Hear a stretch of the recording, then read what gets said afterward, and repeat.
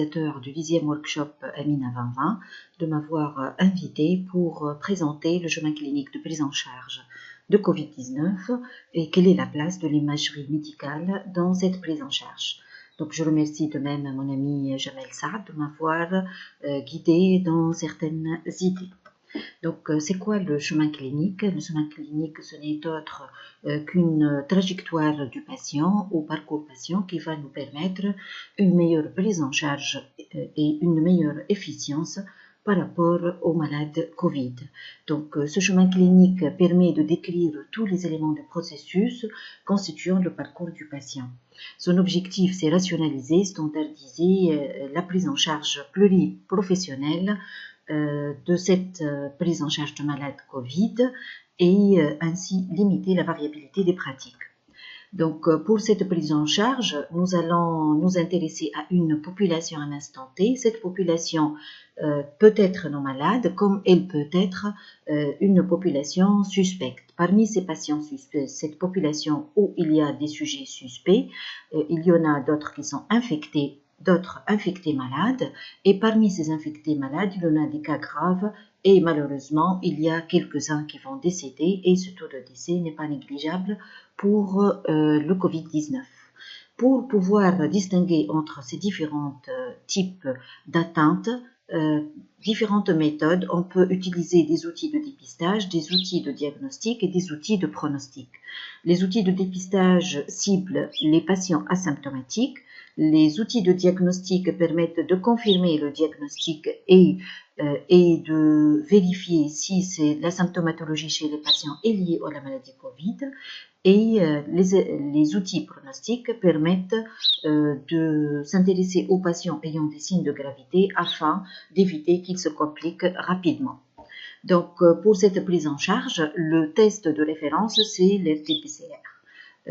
À part cet RT-PCR, il y a les tests sérologiques, il y a les tests rapides antigéniques et anticorps, et il y a le scanner thoracique. Donc, tous ces éléments vont nous permettre ou bien d'identifier le virus, un fragment du virus, ou bien de voir la réaction immunitaire, de vérifier la réaction immunitaire du sujet suite à une infection naturelle, c'est-à-dire à la recherche d'une immunité spécifique naturelle. Le standard of care, le RT-PCR, il est réalisé dans cette maladie Covid, ou bien pour le dépistage, comme il est réalisé pour le diagnostic. De nos jours, en Tunisie, nous avons les tests rapides antigéniques qui permettent de sélectionner certains cas, c'est-à-dire si le test il est positif, on va le considérer comme malade, donc ça permet de confirmer la maladie. Si le test est négatif, nous allons passer à une série de tests, on passe à l'RT-PCR pour vérifier que le sujet est vraiment positif. Donc ici, on s'interroge, quelle est la place de la radiologie dans cette série de tests pour vérifier si le sujet est atteint de Covid-19 ou pas. Donc, notre objectif, c'est la détection. Donc, on va s'intéresser au début, comment détecter les cas Covid. Bien sûr, il y a une stratification de la population en fonction de certaines caractéristiques démographiques et cliniques. Les plus importants sont les caractéristiques liées au voyage et le contact d'un cas positif. À part ces deux caractéristiques épidémiologiques, il y a les caractéristiques cliniques qui ont été décrites dans la littérature et suite à cette étude de revue de la littérature qui a montré que certains signes tels que la fièvre, la toux, l'asthénie, la dyspnée, la myalgie et les céphalées sont les signes les plus évocateurs de cette maladie. Néanmoins, l'agnosie et l'agosie, ce sont les deux signes où la probabilité d'avoir la maladie est la plus importante. En effet, ils multiplient par 7 la probabilité d'être malade si le sujet a une anosmie ou une agosie. D'autre part, la présence d'un seul signe n'est pas aussi significative, mais il faut que le sujet associe 3 ou 4 symptômes pour que la probabilité d'avoir la maladie sera plus importante. Ces caractéristiques démographiques et cliniques vont nous permettre de définir les cas suspects et les cas probables. Pour confirmer ces cas, la présence du Covid, il faut qu'on fait un test de confirmation diagnostique qui, de nos jours, sont les tests rapides antigéniques et le test RT-PCR.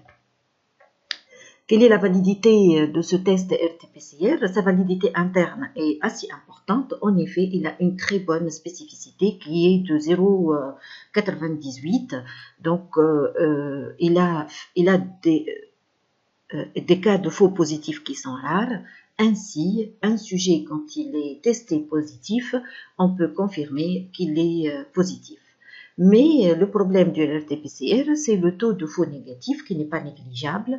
En effet, si le test est négatif, on a parfois des difficultés à cerner si le sujet est malade ou pas. C'est la première difficulté ou l'inconvénient lié à l'RT-PCR. De même, c'est un test où les résultats sont tardifs, au minimum 24 heures pour avoir le résultat, 12 à 24 heures. Donc, c'est inconvénient devant un cas grave, on ne peut pas cerner si le sujet est malade ou pas. Ainsi, d'autre part, il y a le scanner thoracique. Quelle est sa place? Selon le Collège américain de radiologie et les sociétés de radiologie thoracique, ils ont publié que la densitométrie peut avoir une capacité limitée à différencier entre l'infection SARS-CoV et d'autres causes de maladies respiratoires. En effet, la présence d'une image radiologique au scanner n'est pas spécifique de la maladie Covid. Donc, comment on peut dire où est sa place? En effet, il y a une première méta-analyse qui a montré que la spécificité du scanner elle est faible, mais il a l'avantage d'avoir des résultats rapides. Donc, une autre étude qui a intégré les autres caractéristiques liées à la maladie a montré que la présence d'opacité en verre dépoli avec d'autres caractéristiques de la pneumonie virale vont nous permettre de cerner et elles sont plus spécifiques par rapport à la maladie Covid. En effet, la spécificité atteint les 90% ainsi que la sensibilité. Donc, où peut-on mettre, où est la place de ce scanner dans la détection des malades Covid? Nous avons déjà dit que l'RT-PCR présente un taux de faux négatif qui n'est pas négligeable. Donc, si le RT-PCR est négatif, alors que le sujet présente une forte suspicion clinique et épidémiologique d'avoir le Covid-19. Il y a deux stratégies à réaliser. Le premier, c'est qu'il faut faire des tests répétés, le RT-PCR, à plusieurs temps et par plusieurs différentes méthodes, ainsi y compris les voies respiratoires inférieures. En plus, le scanner thoracique trouve ici une bonne place. En effet, on peut faire la concordance entre les images radiologiques, l'état clinique du patient et cette négativité de RT-PCR pour faciliter la gestion de la maladie. Ainsi, il est suggéré de faire le diagnostic final basé à la fois sur la tomodensitométrie et la RT-PCR. Donc, malgré une RT-PCR négative, la présence d'une image en verre dépoli avec une forte suspicion clinique et épidémiologique du Covid-19, on peut gérer la maladie Covid et on peut dire que le sujet est Covid+. Ainsi, on peut dire que le scanner thoracique trouve sa place, une bonne place dans la détection des Covid-19 en cas de RT-PCR négatif. Maintenant, si le sujet, comment on va suivre le sujet qui est Covid+. Donc, ce chemin clinique pour les sujets qui sont atteints de Covid-19, il y a d'autres caractéristiques démographiques et cliniques qui vont orienter vers l'hospitalisation. On a des signes de gravité pour orienter de même par rapport à l'hospitalisation. En intra-hospitalier, il y a des tests diagnostiques qui vont être utilisés et nous allons voir qu'il y a des signes de mauvais pronostic liés à ces tests diagnostiques utilisés lors de l'hospitalisation. Donc, pour créer ce chemin clinique du patient Covid-19, nous devons inclure la notion du sexe masculin, l'âge de plus de 50 ans, la présence d'une hypertension artérielle, d'un diabète de type 2 ou type 1, les maladies cardiovasculaires, l'accident vasculaire cérébral, les cardiopathies ischémiques, l'insuffisance cardiaque, etc., les maladies rénales chroniques et les maladies pulmonaires, l'asthme, la bronchopneumopathie chronique obstructive, de même l'obésité et enfin l'immunosuppression. Tous ces facteurs, on les appelle les facteurs de risque. Pour ces patients, nous devons faire une attention au suivi de ces sujets. Pour pouvoir cerner si le sujet va être hospitalisé ou non, il y a 3 tests à réaliser. Le premier, c'est la saturation. Donc, si la saturation est inférieure à 92%, la fréquence respiratoire est inférieure à 22 cycles par minute, et si le sujet est incapable de réaliser 1 minute de marche active continue, ce qu'on appelle le test de marche d'une minute, donc les sujets sont à forte suspicion d'avoir une forme grave du Covid. Donc ainsi, suite à ces 2 éléments qui sont les facteurs de risque et les signes de gravité, nous devons ou bien hospitaliser le patient ou bien décider de l'isoler à domicile ou de l'isoler dans un centre dédié. Pour les patients où la décision d'hospitalisation est réalisée, donc ils peuvent être hospitalisés dans un service médical ou dans un service de réanimation. Où le traitement en ambulatoire ne va pas contenir l'oxygénothérapie, malgré qu'on voit que certains sujets utilisent l'oxygénothérapie en ambulatoire, il est préférable que cette oxygénothérapie soit réalisée en intra-hospitalier ou sous surveillance médicale pour gérer très rapidement l'aggravation des cas pour certains sujets. Cette oxygénothérapie peut être à débit variable ou à débit fixe et il y a différentes indications de cette oxygénothérapie qu'on va pas voir aujourd'hui. Pour les sujets hospitalisés, des marqueurs biologiques, donc des tests sérologiques, des tests biochimiques et hématologiques vont être réalisés et pour cerner dans un objectif pronostic. Parmi ces éléments qui ont une valeur pronostique importante, c'est le fait d'avoir un sexe masculin, un âge avancé, la présence de leucocytose, le taux élevé de LDH, la présence d'une atteinte cardiaque, l'hyperglycémie et la prise de corticoïdes à forte dose. Tous ces éléments ont été décrits dans la littérature, dans une revue systématique de la littérature, que ce sont les facteurs les plus incriminés pour avoir un risque vital, un mauvais pronostic. Donc, comment ça va être ce chemin clinique et quelle est la place du scanner thoracique dans cette prise en charge. Donc, enfin, notre chemin clinique, nous allons avoir 3 formes, la forme bénigne, la forme modérée, la forme grave. Pour la forme bénigne, on va évaluer les facteurs de risque et la saturation à la fréquence respiratoire. Cette surveillance de la saturation, si elle est supérieure à 92% et si le sujet ne présente pas de facteurs de risque, le sujet va être isolé à domicile avec des précautions. Donc, en isolement, il faut éviter qu'il soit en contact avec d'autres sujets afin d'éviter la propagation de la maladie et afin de contaminer d'autres sujets. Si le sujet présente un facteur de risque ou une saturation qui est inférieure à 92, on va passer bien sûr à la forme modérée.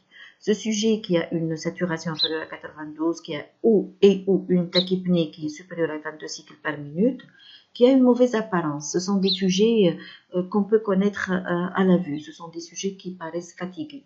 Et puis, si ces sujets présentent des facteurs de risque, on va les adresser à la zone tampon urgence. Ces sujets vont bénéficier d'un traitement dont je ne vais pas détailler dans cette diapositive, dans cette présentation. Si lors de la surveillance de 6 heures, ils ne présentent pas de détérioration clinique et leur saturation est bonne, donc ces sujets vont être isolés à domicile, mais ici avec une surveillance de saturation.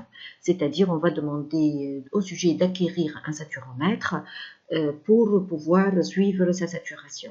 S'il y a des contraintes à l'auto-isolement ou si le sujet présente un niveau socio-économique bas, on va lui demander d'être isolé dans un centre de vie. Dans l'autre cas, si le sujet présente une saturation inférieure à 92 ou une tachypnée malgré qu'il est sous 5 litres d'oxygène, ces sujets vont être étiquetés comme forme grave. D'autre part, on peut avoir des sujets qui viennent d'emblée avec des signes de détresse respiratoire, des signes de choc. Ce sont des sujets qui n'ont pas été suivis ou n'ont pas été diagnostiqués tôt. Il faut dire que de nos jours, beaucoup de patients qui ont des signes de Covid, qui se voient équivalents à leurs conjoints ou à leurs parents, donc ils s'auto-isolent sans faire de tests, et ce sont ces sujets qui viennent à un stade tardif de la maladie. Ces sujets vont bénéficier d'une hospitalisation, ou bien dans un service de médecine, ou bien dans un service de réanimation, et je ne vais pas insister sur le parcours de patient entre ces deux types d'hospitalisation. Donc, quelle est la place du scanner thoracique dans ce chemin? Donc, la tomodensitométrie joue un rôle important dans le diagnostic. En effet, la Société de radiologie allemande a publié une nouvelle classification comme celle du BIRADES, qu'ils ont appelée classification CORADS. Cette classification évalue la suspicion d'atteinte pulmonaire du Covid-19 sur une échelle de 1 qui est très faible à 5 qui est très élevée. Cette classification a montré, selon cette étude, qu'elle a une très bonne performance pour prédire le Covid-19 chez les patients présentant des symptômes modérés à sévères et qu'il y a un accord interobservateur qui est important pour les catégories 1 et 5. C'est pour ça que son kappa est de 0,47. Le kappa il est meilleur pour les catégories 1 et 5. Donc, ils ont une erreur sur la courbe, si on prend comme référence l'RT-PCR de 91 pour 91, et une erreur sur la courbe, si on prend tous les cas qui ont été enfin diagnostiqués Covid+, de 95%. D'autre part, la radiologie prend sa place dans le suivi des patients. De même, une autre étude a montré que le suivi radiologique est très important. En effet, il y a 4 phases. Ils ont suivi des sujets Covid+ par scanographie et ils ont montré qu'il y a 4 phases dans l'atteinte pulmonaire, la pneumonie Covid-19. Donc, il y a une phase précoce, une phase de progression, une phase sévère, une phase dissipative. Et que dans la phase sévère, on peut arriver même à des poumons blancs. Et puis, dans la phase dissipative, il y a cette apparition cette transformation des lésions en fibrose, et beaucoup d'articles et de références insistent sur le fait d'un bon suivi radiologique des cas ayant une fibrose à long cours, que le patient ayant une pneumonie à Covid ne doit pas être laissé, il doit être suivi d'une façon très rapprochée pour évaluer l'évolution de sa fibrose. Mais le problème, c'est que l'épidémie, c'est un nombre très important de cas. Donc, comment faire des scanners pour des sujets de façon très importante, c'est un problème de radiologue et c'est un problème de scanner, disponibilité de scanner. Donc, ce besoin urgent de diagnostiquer et de traiter un grand nombre de patients nous invite aux techniques d'intelligence artificielle. Et plusieurs études avaient montré que ces techniques d'intelligence artificielle permettent d'identifier les lésions de pneumonie et de segmenter avec précision les zones de pneumonie, ainsi facilitant une évaluation précise et rapide des lésions. L'autre place qui est très importante sur le plan pronostic de la radiologie, c'est l'angiographie pulmonaire par tomodensitométrie. Il faut injecter ainsi un produit de contraste pour vérifier si le sujet a une éventuelle embolie pulmonaire. Ce sont les sujets qui développent une dyspnée aiguë, une détérioration aiguë des symptômes respiratoires, ou chez les sujets qui présentent des marqueurs de dimère qui sont significativement élevés. Ainsi, donc, ce chemin clinique de prise en charge du Covid a montré une place fondamentale de l'imagerie médicale et une collaboration entre les différents acteurs est très importante pour standardiser l'indication de cette imagerie médicale. Donc, je vous remercie pour votre attention.